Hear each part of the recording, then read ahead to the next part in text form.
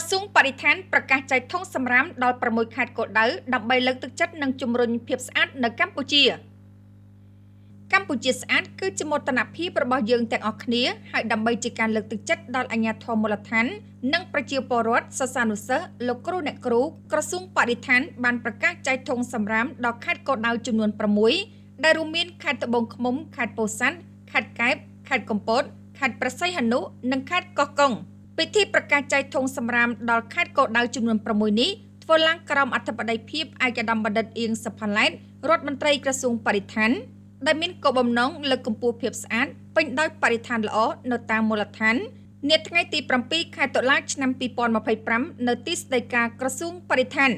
ឯកឧត្តមរដ្ឋមន្ត្រីក្រសួងបរិស្ថានបានចាត់ទុកការបែងចែកធុងសម្រាមនេះជាការលើកទឹកចិត្តដល់រដ្ឋបាលក្រុងនិងស្រុកដើម្បីជំរុញភាពស្អាតនៅក្នុងមូលដ្ឋានរបស់ខ្លួនក្នុងការគ្រប់គ្រងសម្រាមសំណល់រឹងទីប្រជុំជនឲ្យបានត្រឹមត្រូវនៅទូទាំងប្រទេស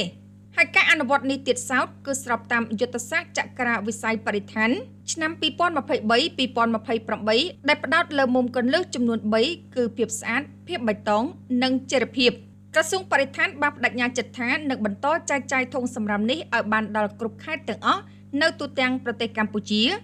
ដើម្បីសម្រេចបាននូវការអភិវឌ្ឍប្រកបដោយអព្យាក្រឹតកាបូននៅឆ្នាំ2050